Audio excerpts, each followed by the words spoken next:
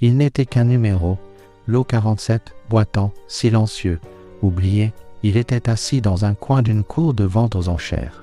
Il attendait peut-être une dernière chance, personne ne le remarquait. Puis, un homme discret entra. L'homme s'arrêta. Il regarda le chien. Quelque chose se passa entre eux.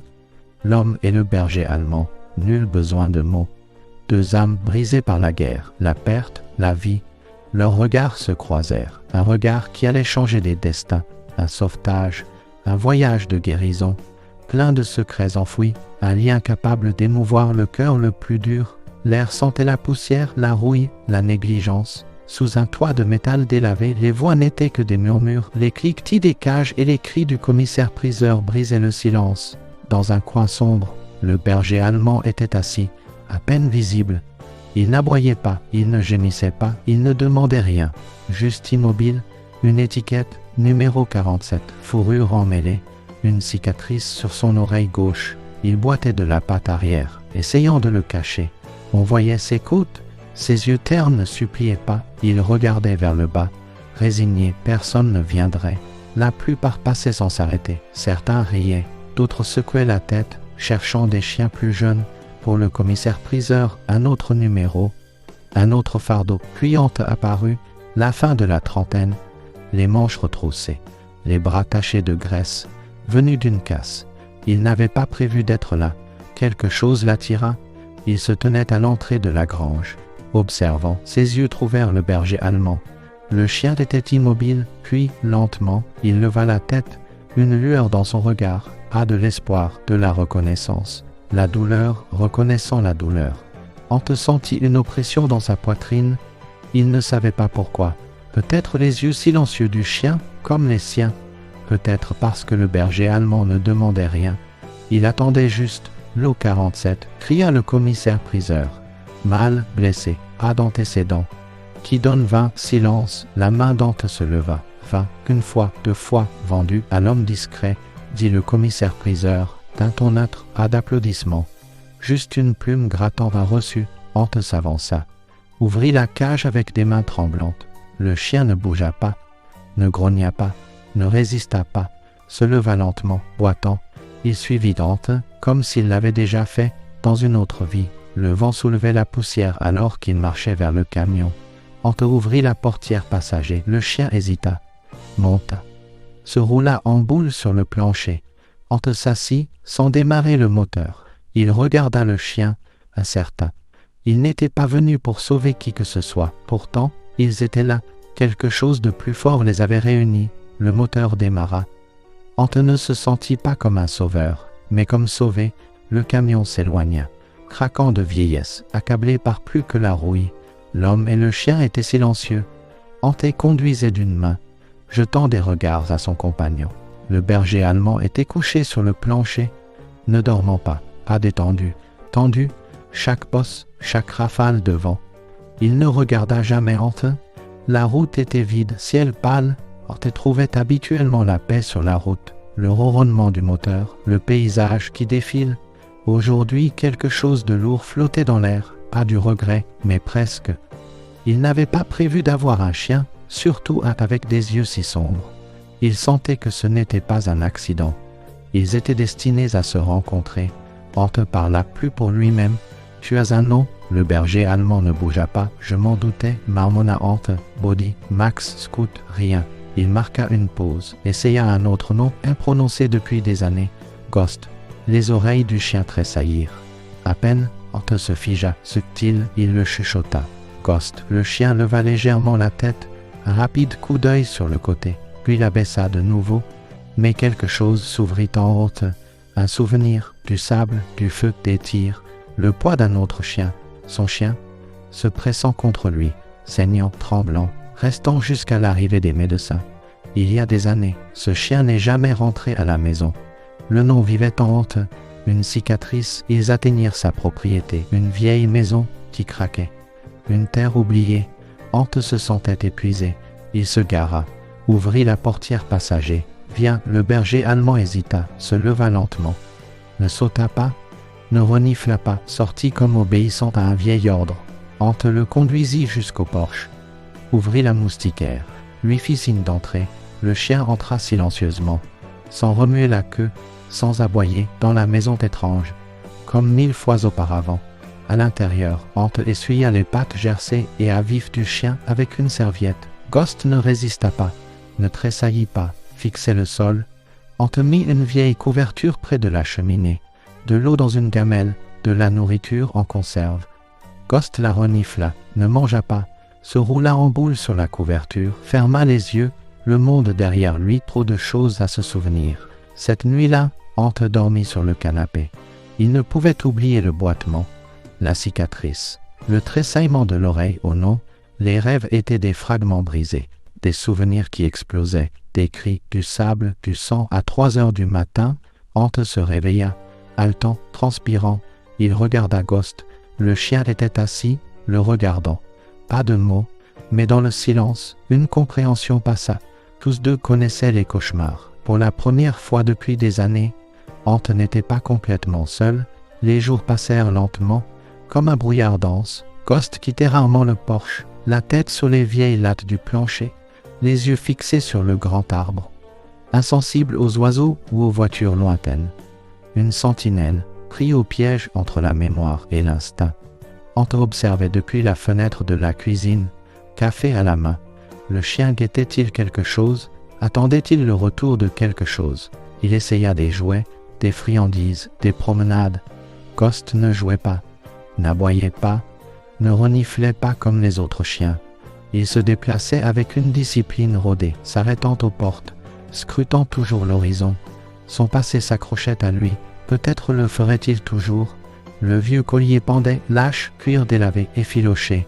Un soir, Ante s'assit près de Ghost sur le porche, tourna le collier, trouva une plaque de métal cabossée, crasseuse, presque illisible. Il plissa les yeux, déchiffra des chiffres et des lettres. Un identifiant de puce, quelqu'un avait essayé de l'effacer. Cette nuit-là, Ante conduisit jusqu'au docteur, Evelyn Reed, une vétérinaire à la retraite. Une ferme pleine d'animaux sauvés, l'une des rares personnes en qui il avait confiance. Evie ne posa pas beaucoup de questions. Elle scanna, le signal de la puce était faible. Finalement, un résultat, non partiel, historique incomplet. Sergent Ghost, murmura-t-elle, armée américaine, confidentielle. Evie marqua une pause, le doigt sur l'écran. Les jours semblaient plus vifs, un vent mordant. Ante ressentait une tension constante. Le téléphone sonna. Sarah Janquin, une journaliste. Sa voix était calme, factuelle, pondérée. Elle ressemblait à quelqu'un qui connaissait les ténèbres, qui connaissait le mot confidentiel. Ante commençait ses matinées ton, café à la main. Ghost patrouillait silencieusement dans la cour, précis, vérifiant les mêmes endroits quotidiennement. Jamais distrait. Ante ne l'entraînait pas, c'était ancré en lui, défense, protection, peur. Cet après-midi-là, Ante appela d'anciens contacts de l'armée. Le colonel Mark Hutton, renseignement à la retraite. Ils se rencontrèrent dans un bar tranquille, son veste usée, yeux perçants. Ante fit glisser le numéro de la puce sur la table. « Où as-tu trouvé ça » demanda Ton, collier de chien. Son haussa un sourcil, militaire. « En cher, je ne cherchais pas les ennuis. » Ton murmura. Certains contrats n'étaient pas gouvernementaux. Certaines opérations. Mieux vaut les oublier, c'est-à-dire, si ce chien était dans une mission à laquelle je pense, quelqu'un voulait sa disparition. Des chiens comme ça n'apparaissent pas simplement aux enchères. Cette nuit-là, Ante ne put dormir. Ghost dormait près de la porte d'entrée. Entre Ante et le monde, à 2 heures du matin, Ante était dans la cuisine. Ghost leva la tête, un grognement sourd et profond, inhabituel, pas vide. Ante se tendit. Ghost était alerte. Il alla à la fenêtre de devant. Ante le suivit, souleva le rideau. Une berline, garée de l'autre côté du champ, sans feu, juste là, au ralenti. Elle recula lentement, disparut. Ghost continua de surveiller. Le cœur d'Ante battait la chamade. Il verrouilla les portes, vérifia 2 fois les fenêtres. Quelqu'un avait observé. Pourquoi maintenant? Le lendemain matin, il déplaça le lit de Ghost dans sa chambre. Plus de porte entre eux. Ghost ne protesta pas, se roula en boule au pied du lit. Comme s'il attendait, quelque chose changea en Ante. Ce n'était pas juste un chien brisé, une connexion, un avertissement, un passé qu'aucun des deux ne pouvait enterrer. Qu'est-il arrivé à Ghost dans une guerre oubliée? Celui qui a essayé de l'effacer a échoué. Ante le savait. Il n'arrêterait pas de chercher. Le temps changea. Front froid, givre, silence chaque matin. Ante se réveillait avant l'aube. Ghost déjà près de la porte, alerte, leur routine, longue promenade. Repas tranquille, silence partagé, compréhension sans mots. Mais à l'intérieur d'Ante, de vieux souvenirs remuaient. Les cauchemars revenaient. Vivides, brutaux, sable, sang. Son ancien partenaire canin Canaf, criant son nom, des souvenirs enfouis refaisaient surface avec Ghost. Une nuit, après une longue marche glaciale, Ante rentra en titubant, se laissa tomber dans son fauteuil, prit des analgésiques. Les douleurs revenaient avec le froid. 2 pilules, ferma les yeux. De l'autre côté de la rue, Madame Henderson glissa dans son jardin. Gisait près de sa porte arrière. Le gel mordant, ses cris, des murmures, personne n'entendit, sauf Ghost. Il se réveilla instantanément. Un instinct courut à la porte d'entrée. Grogna doucement. Ante perdu dans le brouillard des pilules et l'épuisement ne réagit pas. Ghost fit quelque chose de nouveau, se jeta sur la moustiquaire. Elle craqua. Il se précipita dans la nuit. Ante se réveilla au son d'aboiements forts et désespérés, se leva en chancelant. Le cœur battant, suivit le bruit. Lampe de poche tremblante, il vit Ghost à côté de la forme immobile de Madame Henderson. Aboyant, lui léchant le visage, elle était à peine consciente, pâle, frissonnante. Ante s'agenouilla, prit son pouls, appela le 911. Les ambulanciers arrivèrent juste à temps. Hypothermie.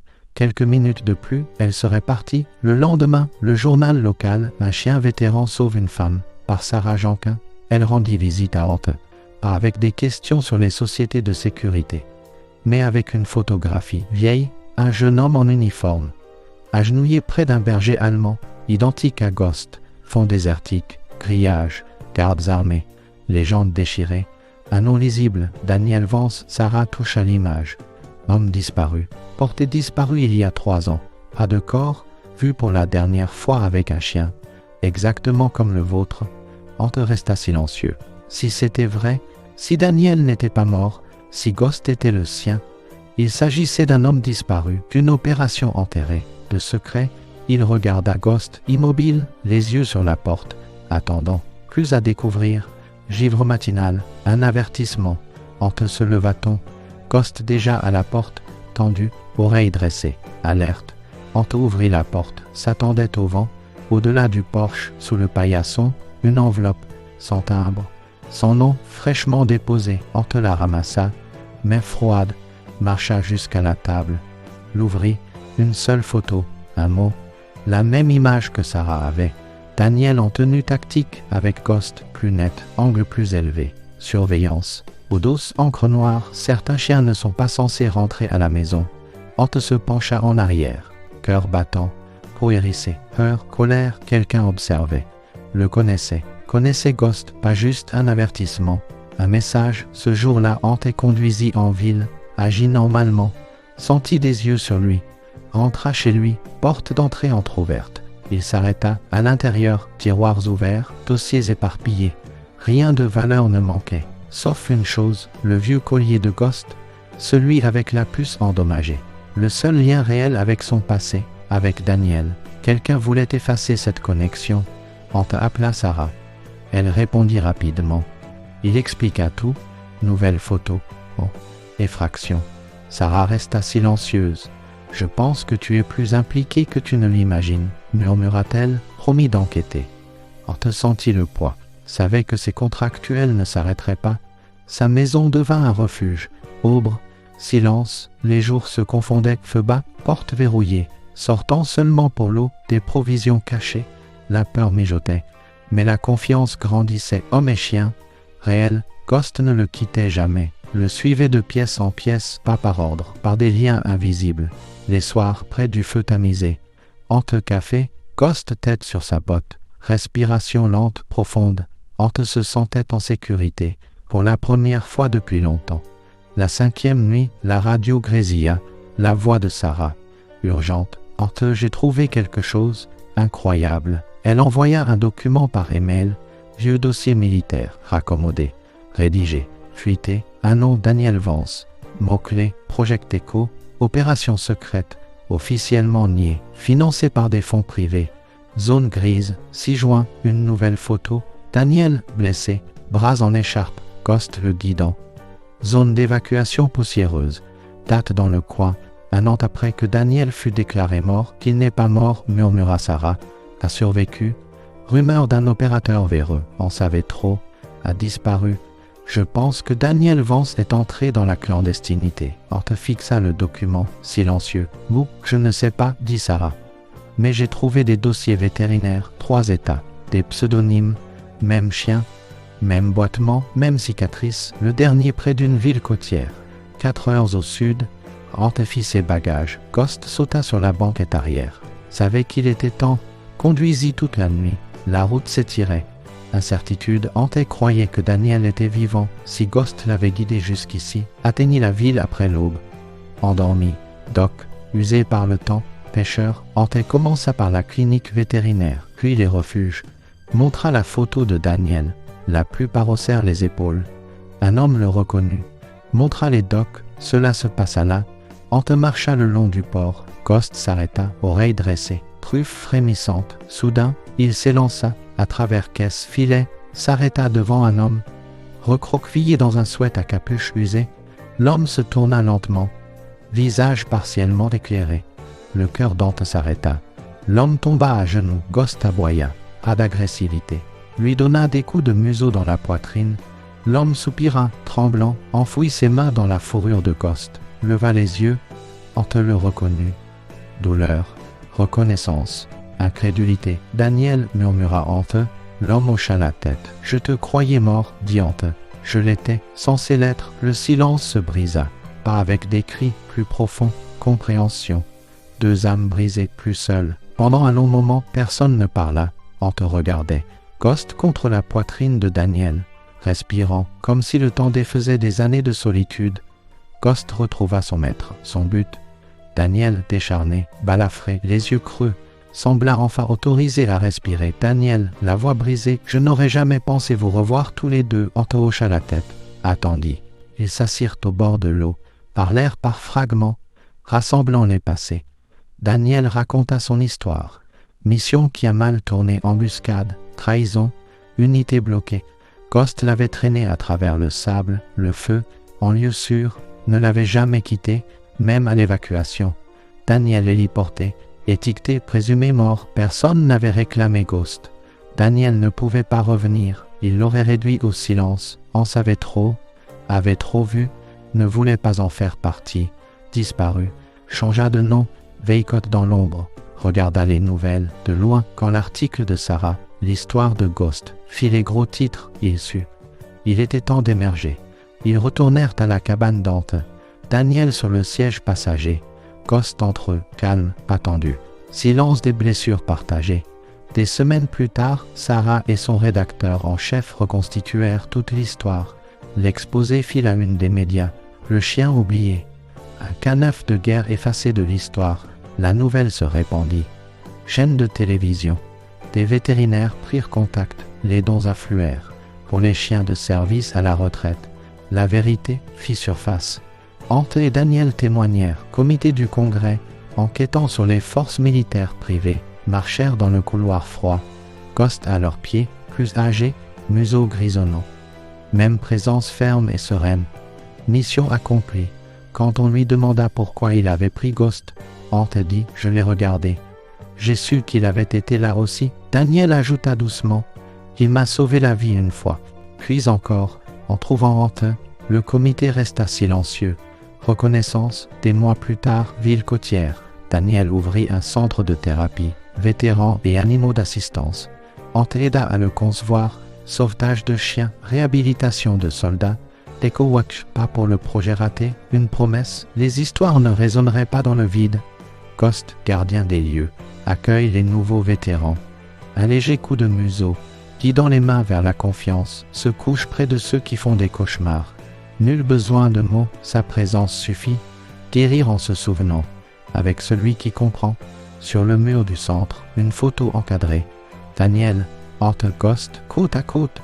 En dessous, une phrase, il n'a pas seulement été sauvé, il nous a tous sauvés. Parfois, le soleil couchant. Ghost se lève, marche jusqu'au portail, regarde vers l'horizon, comme s'il attendait. un dernier soldat, pour qu'il retrouve son chemin vers la maison. Alléluia.